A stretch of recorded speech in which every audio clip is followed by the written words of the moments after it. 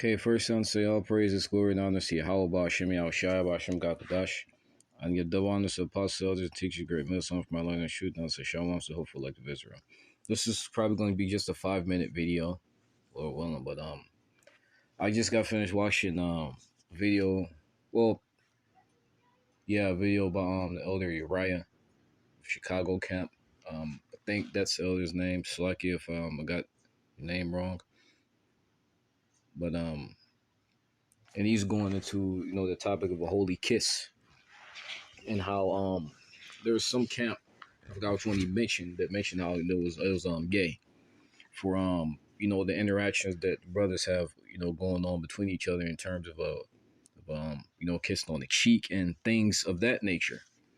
And one of the topic, well, he's going into it, but one of the things he mentions is how back in the ancient world that was a common thing, and even among family, that's a common thing. Kiss on the cheek. Your fathers that kiss a son on the forehead, cheek, neck, and there's nothing wrong with it. And one point I want to mention is that for all you retards who think that there's something wrong with that, understand something. You people have been brought up and taught in Western society and Western dogma. You've been you people have been brought up and taught in a certain mindset to look on certain things as right or as wrong. Now, I just want to mention that because once again, understand, where you people came from. You people were taught and grew up in a society where it's a common belief that men can be women and women can be men. That's how fucked up you people's minds are. But I'm going to read this because over time things have changed. And what do I mean by that? I mean the meanings of words have changed. And when you go into the ancient world, back like what, with Yahushua, right? When Judas approached him, he said, friend, and Judas gave him a kiss on the cheek.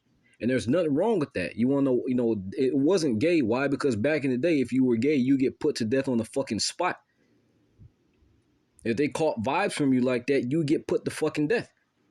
So they weren't thinking like that, But that's why I mentioned you people grew up in a certain mindset. Why? Because nowadays you people grew up to think that certain things are this way and certain things are that way. That's why a lot of you people will look at things in the Bible, and your face will get fucking twisted up like you just got finished sucking down a lemon. Because you've been taught to think a certain way. I just want you to understand that. That's why scriptures talk about how you have to be reborn. Your mindset has to be fucking changed. Why? Because you've been taught to think a certain way. You people think you're free thinkers. You're not. But I'm going to read a little bit of this, and I'm going to go to a word. Where is the same force?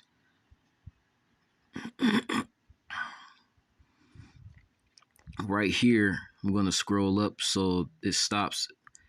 Says, for the same things uttered in Hebrew and translated into another tongue have not the same force in them. And all these things, but the law itself and the prophets and the rest of the books have no small difference when they're spoken in their own language. But the point, it talks about how that's why we say certain things in Hebrew. The Heavenly Father's name, it's in Hebrew. Why? Because these words have, and I want to mention because what it says, these words have been translated into another language have not the same for sound. So I want to drive home the point that over time words have been changed. Meanings of words have been changed. The meanings of things have been changed. And you people have been brought up in once again, this modern day culture where you think a certain way, where you've been taught and brainwashed and lobotomized to think a certain way about things. For example, homosexuality. Back in the day, if you were homosexual, you get put to death on the fucking spot. Nowadays, if you're homosexual, you get praised for it. You see what I mean? I'm going to go to a word, and the word here is it's faggot. Right? And now, today, I'm going to provide you another example. What the fuck is this? Here's the word, right? Now, something I want to mention is that, and I'm going to go into this, where you go on Blue Letter a couple of years ago, an example, I think I took a screenshot. I have shit ton of fucking pictures. But the word Kedar a couple of years ago on a blue letter, it meant specifically dark skin. That was the exact words for it. But now when you go into the word Kedar, it means dark or black. Words have been changed in only a few years. Also, let's say you have somebody, a modern day person, you know what a whip is, right? When you hear the word whip, you think of what? A vehicle, a car. But if you take that a modern day person who uses that term referring to a car and boot them back into the 1800s, if they ask somebody, hey, bro, you know where the whips are? You know who sell whips? They're gonna take you to an actual whip store, a nigga who sells actual whips. Why? Because words have changed over time. Meaning of words have changed. You know, meanings of things and life things have changed. You know, back then they didn't look at certain things that the way you people do now. They had a different view on things, just like how you people have a different view on things. Just like how you people will look at the Bible and say, like, oh, like, holy kid, like you're retards. That's no. Once again, this proves that people like that aren't truly reborn again. Because what? Because you have to understand how Yahweh Shemal Shai thinks. You know, he's not thinking like these modern day weak ass faggots think. You know, this is the word faggot. And now, when you go into actual definition, late 13th century, bundle of twigs bound up, also faggot, same from Old French faggot, bundle of sticks. Of uncertain origin, probably from Italian, fagotto, bundle of sticks, bundle of wood, bundle. She's probably pre-Greek. But when you go into this word, it all goes back into what? A bundle of sticks. Now, today, the word faggot is used right here, as you see. It's slang, male homosexual. It's a derogatory term for a homosexual. But it says here, 1914 American English slang. Probably from earlier contemptuous term for a woman, especially an old and unpleasant one, in reference to faggot. In reference to and it says what? In reference to faggot, bundle of sticks. And going back up here, it said this was around the 1914 to 1590s, but it says in reference to a bundle of sticks. But you go back into here where the original meaning came from. It said late 13th century. So in other words, the reason why I got that is because I wanted to show you, because like once again I watched that video and the elder mentioned how you had, like I said, I forgot the name of the camp, but you mentioned how they're called. I'm not sure what the exact terminology that was used, but it wasn't like it was looked at as like a homosexual thing.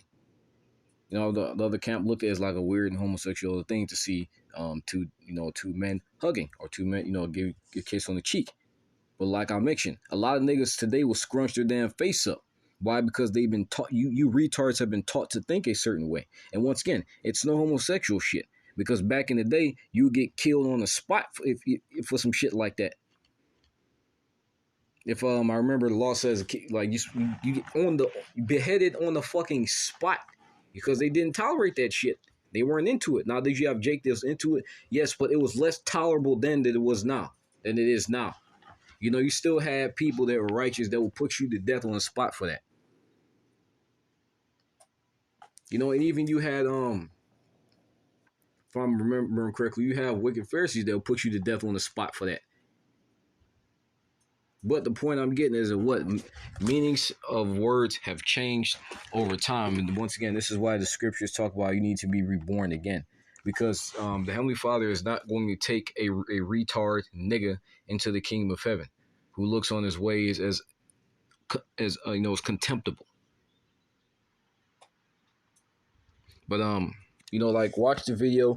He goes into the actual intricacies of it.